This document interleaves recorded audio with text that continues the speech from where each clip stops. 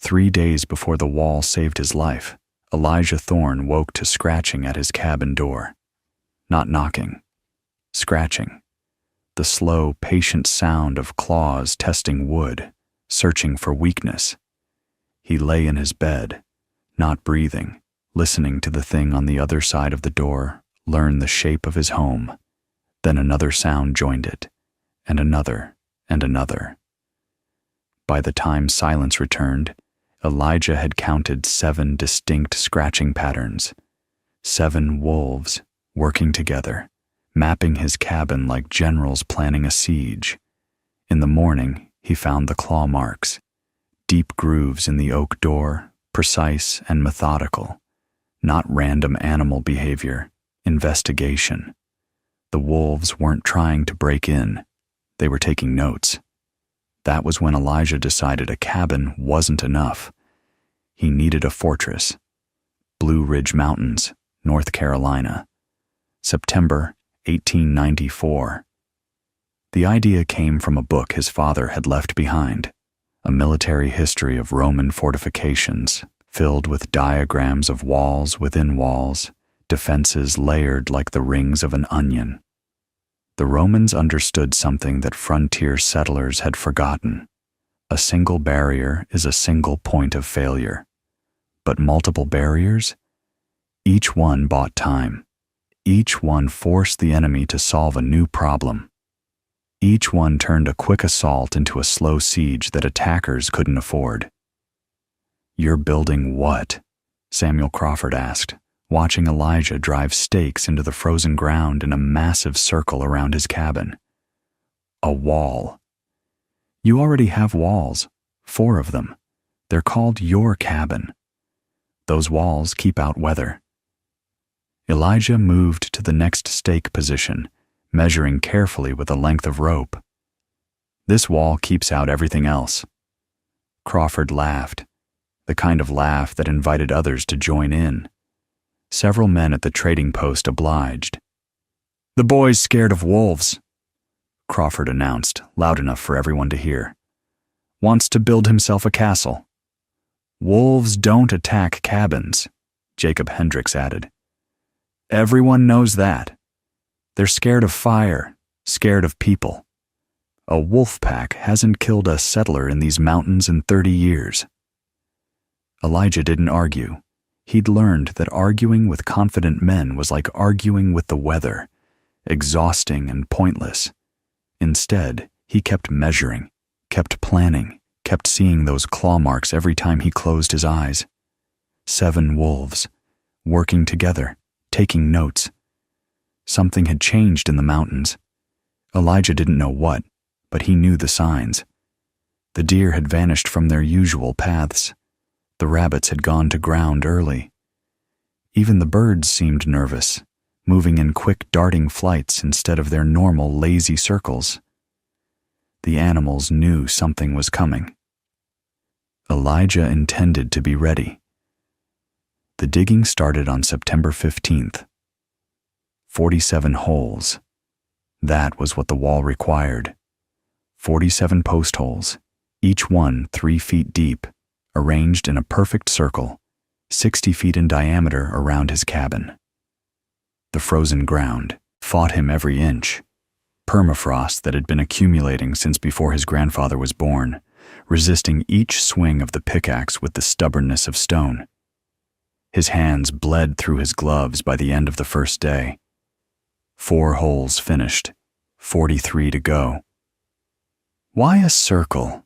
Thomas Reed asked on day 3, watching Elijah attack another patch of frozen earth. Reed was different from the other neighbors, curious rather than mocking, willing to ask questions instead of just laughing. "Corners are weak points," Elijah explained between swings. "Wind finds them. Enemies find them. Every corner is a place where 2 walls meet at an angle, and angles create stress concentrations." He gestured at the circular pattern of stakes. "A circle has no corners, no weak points. Force distributes evenly around the entire perimeter." "Force from what? You expecting an army?" "I'm expecting winter." Reed frowned. Winter's the same every year. Cold, snow, wind. Your cabin's survived 6 winters already. This winter's different. Elijah drove his pickaxe into the frozen ground, feeling the shock travel up his arms. The animals know it. The old-timers know it. I've seen them checking their wood piles 3 times a day, adding extra chinking to their walls.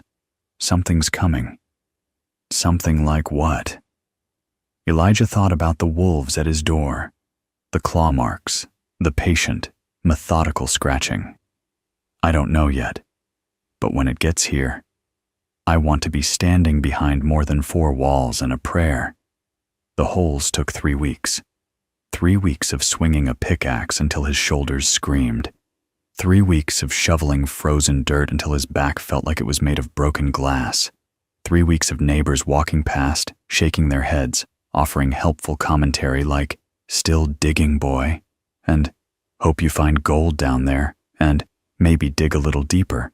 You can hide from the wolves underground." Elijah let them laugh.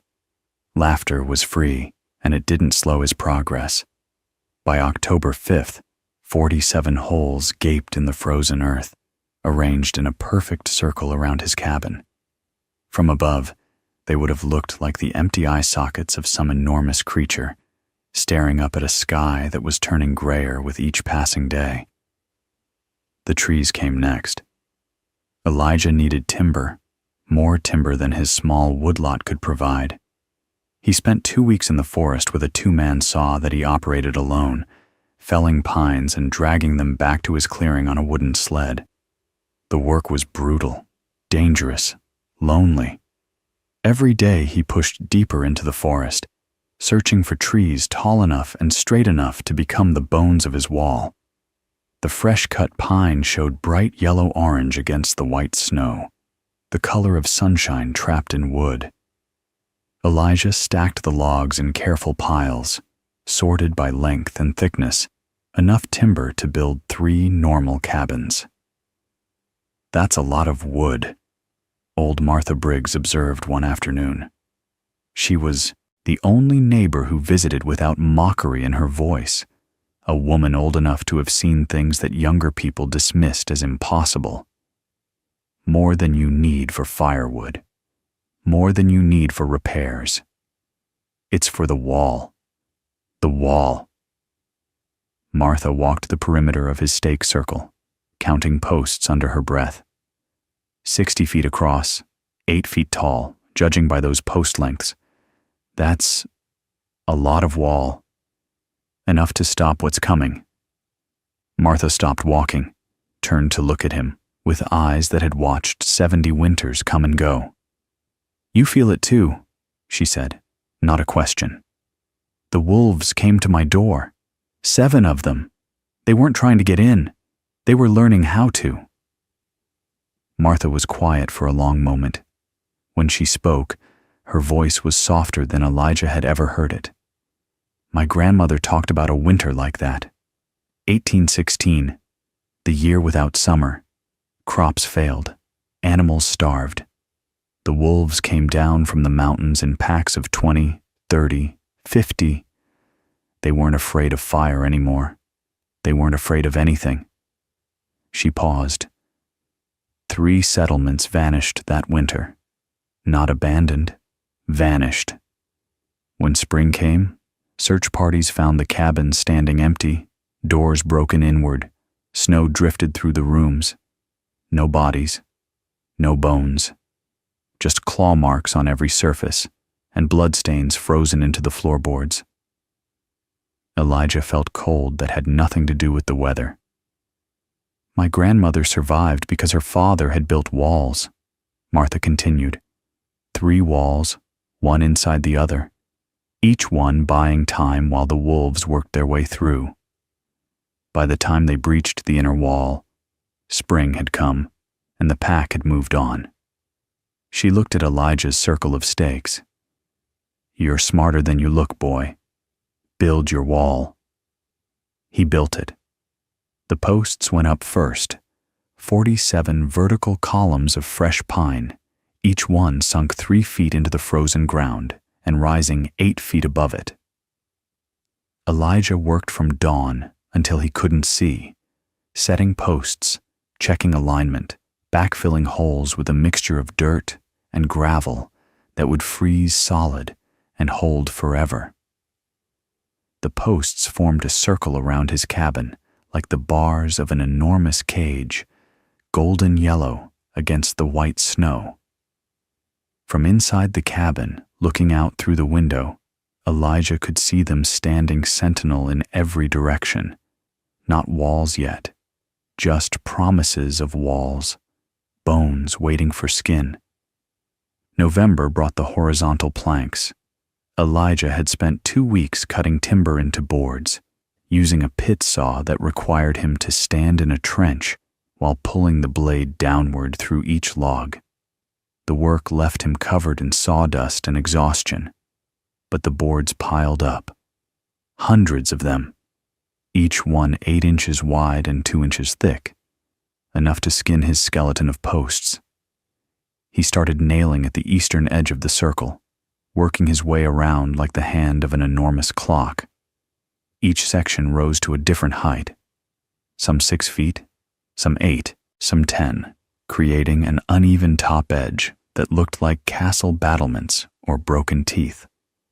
"Why different heights?" Reed asked during one of his visits. "Wind," Elijah said, driving another nail. "Uniform walls create uniform pressure.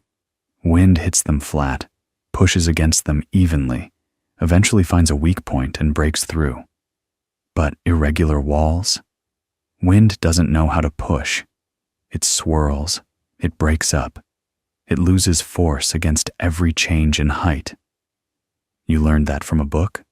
"I learned it from watching water." Elijah gestured at the distant creek. "Put a straight stick in moving water. The current pushes it downstream. Put a branched stick in the same water. The current gets confused, flows around instead of against. Same principle." Reed looked at the uneven wall rising around the cabin. "You think about things differently than other people. Other people think about surviving until spring. I think about surviving until I'm old." By late November, the wall was half complete. A crescent of yellow-orange planks curved around the northern and eastern sides of Elijah's cabin, 8 feet tall at its highest points, with small square windows cut at regular intervals for observation. The southern and western sides were still open, skeletal posts standing naked against increasingly hostile skies. The settlement had stopped laughing, not because they believed in Elijah's wall. Most still thought it was elaborate foolishness, but because they'd noticed what Elijah had noticed months ago. The deer were gone. The rabbits were gone. Even the squirrels had vanished from trees they'd occupied for generations. And the wolves were getting bolder. Crawford lost 3 chickens in a single night, taken from a coop that should have been secure. The wolves had dug under the wall, squeezed through a gap that seemed impossibly small, killed what they wanted, and vanished before dawn. When Crawford examined the scene, he found something that made his face go pale. Claw marks on the coop's interior, methodical, patient, like they'd been taking notes. "Could use a wall like yours right about now," Crawford admitted to Elijah the next day. It was the closest the old man would come to an apology. "Could still build one. I'll help." Crawford shook his head. "No time. Winter's almost here, and I've got to replace those chickens before the snow gets too deep for travel." He paused, looking at Elijah's half-finished fortress. "You really think it'll make a difference?" "My grandfather used to say that survival isn't about being strong. It's about being ready. Strong men die all the time because they weren't ready for what hit them. Ready men survive things that should have killed them." Elijah drove another nail. "I'm getting ready." Crawford left without another word. 3 weeks later, he'd wish he'd stayed to help. December arrived like an invasion. The temperature dropped 30 degrees in a single day. The wind shifted from its normal, westerly pattern to a brutal northern assault that carried ice crystals sharp enough to draw blood. The sky turned the color of a bruise and stayed that way, day after day, promising something that hadn't arrived yet. Elijah finished his wall on December 8th. He drove the last nail at sunset, completing the circle, sealing himself inside a fortress of yellow-orange pine that rose around his cabin like the petals of an enormous flower. The wall had taken him nearly 3 months to build, 47 posts, over 600 horizontal planks, 2,000 nails, and more sweat and blood than he cared to calculate. Standing at the entrance, a heavy gate of double-thick planks that could be barred from the inside, Elijah surveyed his work. The circular wall curved away in both directions, broken into sections of varying heights, studded with observation windows, solid enough to stop anything that walked or ran or hunted. Inside the wall, between the perimeter and his cabin, was a courtyard of packed snow and frozen ground. Elijah had stockpiled firewood against the wall's inner surface, enough for 3 months of continuous burning. He'd stored food in a cellar beneath the courtyard floor, salted meat, dried vegetables, enough to survive a siege. Because that's what was coming. He could feel it in his bones, in the way the wind had started to howl with something that sounded almost like voices. A siege. December 12th, the blizzard arrived. It didn't come gradually, the way normal storms announce themselves with darkening skies and dropping pressure. It came all at once, like a door slamming shut. One moment, the world was gray and cold and still. The next moment, the world was white and screaming. Elijah was in his courtyard when it hit, checking his woodpile, making sure the tarps were secure. The wind struck him like a physical blow, knocking him sideways, filling his eyes and mouth with snow so thick he couldn't see his own hands. He stumbled toward where he thought the cabin door was, found the wall instead, used it to guide himself around the perimeter until his fingers found the familiar shape of his doorframe. Inside, the cabin shook. Elijah had lived through blizzards before, but nothing like this. The wind didn't gust. It sustained, a constant roar of pressure that made the walls groan and the roof creak and the fire flicker despite being nowhere near a window. Snow piled against the cabin's walls so fast that Elijah could watch the windows darkening, inch by inch, as the drifts rose. By midnight, the snow had reached his windowsills. By dawn, it had passed them. By noon of the second day, Elijah's cabin was completely buried. But the wall held. The wind that should have piled snow against his cabin walls instead spent its fury on the outer barrier, building drifts against the circular perimeter, while the courtyard inside remained relatively clear. The varying heights of the wall sections broke up the wind patterns, preventing the steady snow accumulation that buried his neighbors' homes. From his courtyard, Elijah could see the top of his wall rising above the snow level outside. Beyond it, nothing, just white chaos, screaming wind, a world erased by weather. He wondered if anyone else was still alive. The wolves came on the third night. Elijah heard them first, howls cutting through the wind's roar like knives through cloth. Not normal wolf howls, not the lonely calls he'd grown up hearing from distant ridges. These were organized, coordinated, a pack communicating, surrounding, preparing. He climbed to his wall's highest section, fighting wind that tried to throw him back into the courtyard, and looked out into the storm. Eyes, dozens of them, reflecting the faint light that filtered through the blizzard. Wolves, more wolves than he'd ever seen in one place, circling his wall like sharks circling a wounded fish.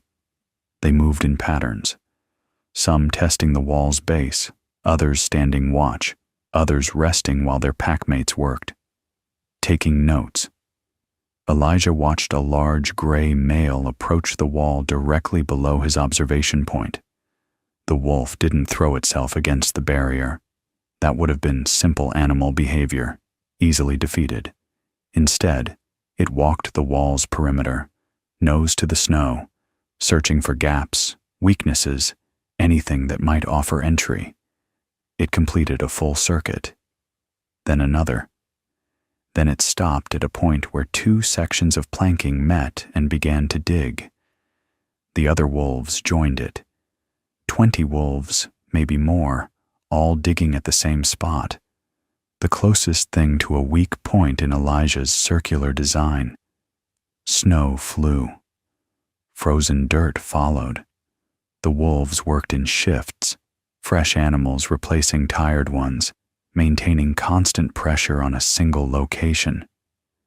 This was what they'd learned from months of watching settlers, months of testing doors and walls and defenses. They'd learned to focus, to cooperate, to siege. Elijah climbed down from the wall and ran to his cabin. The barrier repair kit was where he'd left it. Extra planks, nails, hammer, saw. He'd prepared for this, known somehow that the wall wouldn't be enough unless he was ready to fight for it.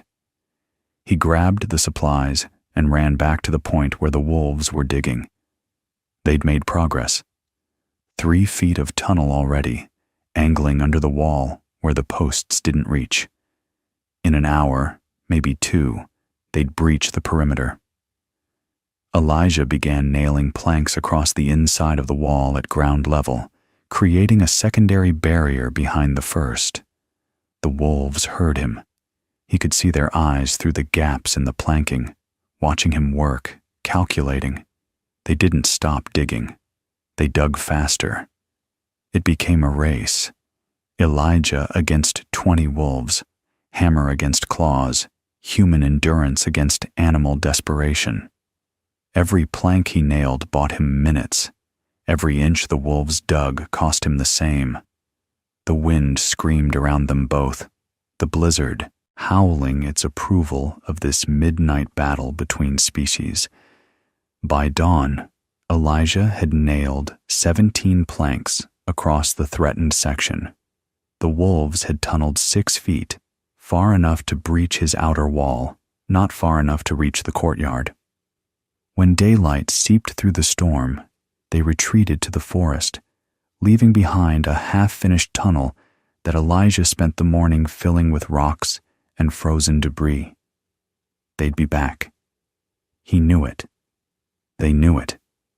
The siege had begun. The blizzard lasted 11 days. 11 days of wind that never stopped, snow that never stopped, cold that found its way through every gap and crack and weakness.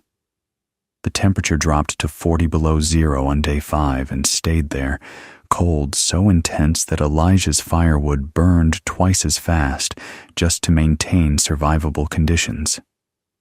The wolves came every night. They tried different points each time, probing his circular wall for weaknesses, testing his response time, learning his patterns. On night 4, they attacked 3 locations simultaneously, dividing his attention, nearly breaching the northern section while he was reinforcing the south. On night 7, they tried going over instead of under, climbing snow drifts that had piled against the outer wall and attempting to leap from the drifts to the top of the barrier. Elijah responded to each attack, patching holes, extending his wall upward, fighting a desperate defensive battle against enemies who never tired, never gave up, never stopped learning. He slept in 2-hour shifts, maximum.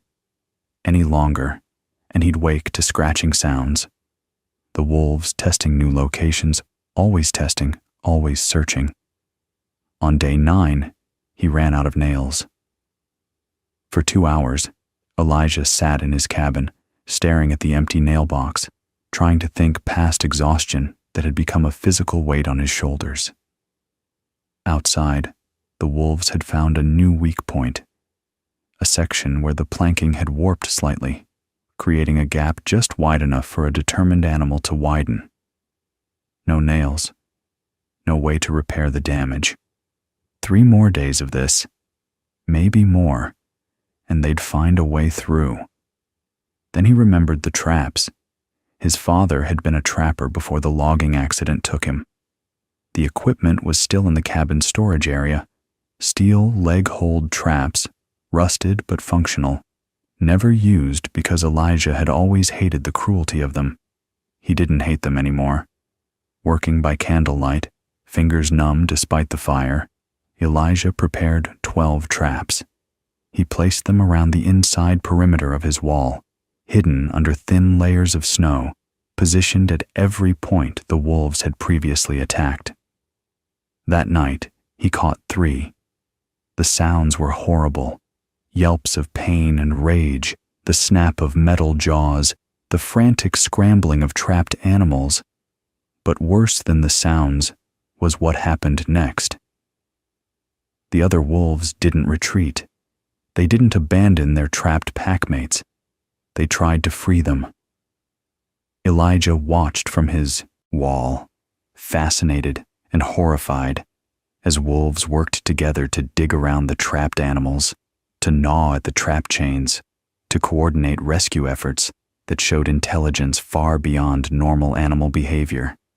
They worked until dawn, until the cold and exhaustion forced them to retreat, leaving behind 3 dead wolves and 4 more wounded from their rescue attempts. The pack didn't return for 2 days. When they came back, they avoided every location where Elijah had placed traps. They'd learned, again. They'd watched him set the traps, memorized the locations, and adjusted their strategy accordingly. But their numbers were smaller now. The failed rescue had cost them. Dead wolves, wounded wolves, wolves who'd simply given up and left for easier prey. The pack that had numbered over 20 now counted maybe 12. The siege was turning. Day 11. The blizzard finally broke. Elijah woke to silence. Real silence, not the brief pauses between wind gusts that had passed for silence during the storm. He stumbled outside, snow-blind and exhausted, and saw a blue sky for the first time in nearly 2 weeks. The world had transformed. Snow covered everything, 15 feet deep in places, drifts piled higher than cabin roofs, a white ocean that had swallowed the landscape. Of the settlement's 12 original structures, Elijah could see only 3, rooftops poking above the snow like islands in a frozen sea. His wall rose above the drifts, yellow-orange wood bright against the white, standing proof that preparation could defeat catastrophe. Inside his courtyard, the snow level was only 4 feet, deep but manageable. The varying wall heights had done their job, breaking up wind patterns and preventing the deadly accumulation that had buried his neighbors. The wolves were gone. Elijah found their tracks leading north, away from the settlement, a retreat path beaten by a dozen sets of paws. The pack had given up. The siege had failed. The wall had held. He allowed himself to cry then, just for a moment, just long enough to release the pressure that had been building for 11 days. Then he wiped his face, found his snowshoes, and went to check on his neighbors. The rescue took 4 days. Crawford had survived, barely. The snow had buried his cabin so completely that he'd been breathing recycled air by the time Elijah dug him out, burning furniture to stay warm because his woodpile was unreachable under 12 feet of drift. His wife and 2 children were alive, but frostbitten, grateful and ashamed in equal measure. "I laughed at you," Crawford said as Elijah pulled him from his frozen tomb. "Called you crazy, said you were building a castle for no reason." "You were right about one thing," Elijah replied. I was building a castle. 6 families had survived. 4 had not. The Morrison cabin was empty when Elijah reached it. Door broken inward, walls marked with scratches that would haunt his dreams for years. No bodies, no bones. Just claw marks and bloodstains frozen into the floorboards, exactly as Martha Briggs' grandmother had described. Martha herself had survived, protected by walls she'd insisted her grandson build after her conversation with Elijah. Not circular walls, she hadn't had time for that, but double walls, one inside the other, buying time the way her own grandmother had bought time 70 years before. "You saved us," Martha told Elijah when the community gathered in his courtyard, the only space large enough and clear enough to hold everyone. Not with tools or supplies, but with the idea, the thought that maybe we should prepare for something worse than normal. "My grandfather saved us," Elijah corrected. "His books, his knowledge. I just did the work." "The work is the hardest part." Martha looked at his wall, golden wood glowing in the winter sunset. "Anyone can have ideas. Only the stubborn ones turn ideas into survival." The spring thaw revealed the full scope of the devastation. The Great Blizzard of 1894 had killed 43 people across the Blue Ridge region and countless more throughout the eastern mountains. Communities that had existed for generations were simply gone, erased by snow and cold and the wolves that followed. The pack that had besieged Elijah's compound was tracked and killed in March. 27 animals in total, the largest coordinated wolf pack recorded in Carolina history. Wildlife biologists from the university came to study the phenomenon. They interviewed survivors, examined attack sites, documented behavior patterns that challenged everything they thought they knew about wolf intelligence and cooperation. Their published paper used a term that Elijah had never heard but immediately understood: emergent collective behavior.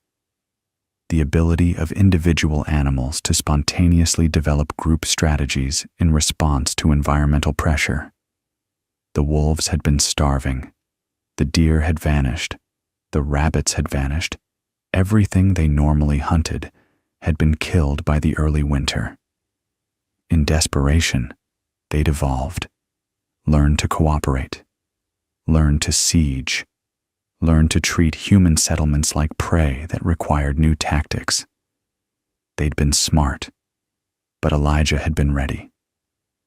The Thorn compound became a model for frontier construction throughout the region.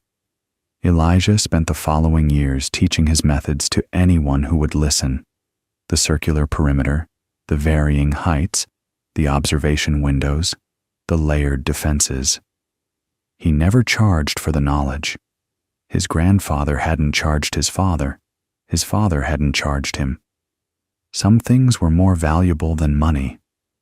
He married Martha Briggs' granddaughter in 1897, a woman who understood without being told why walls mattered, why preparation wasn't paranoia, why the strange and difficult path was sometimes the only one that led to survival. They built their home inside his original circular wall. When their children came, they expanded, adding a second ring, then a third, until the compound looked like a target from above, rings within rings, defenses within defenses. The wolves never attacked again. But every winter, when the snow began to fall and the wind began to howl, Elijah would walk his walls at midnight, checking for scratches, listening for sounds that might be taking notes. He'd been ready once. He intended to stay ready. Because the weather was always changing, the animals were always adapting, and survival wasn't about being strong. It was about being ready for whatever came next. The walls still stand. Not Elijah's original wall. That was replaced twice over the century that followed, each time with stronger materials and better designs. But the principle remains: the circular shape, the varying heights, the layered defenses that turn a single home into a fortress. Visitors to the Blue Ridge Historical Site can walk the perimeter of a reconstructed thorn compound, reading plaques that explain the engineering principles behind each design choice. Most of them think it's quaint, a relic of harder times, interesting but irrelevant to modern life. But some visitors, the ones who pay attention, the ones who notice how the wind behaves differently inside the walls than outside, those visitors understand something that the plaques don't explain. Preparation isn't about fear. It's about respect. Respect for the world's ability to surprise you. Respect for threats that haven't arrived yet, but might arrive tomorrow. Respect for the simple truth that survival belongs to the ready, not the strong. Elijah Thorne understood that. He built it into yellow-orange walls that rose around his cabin like a promise.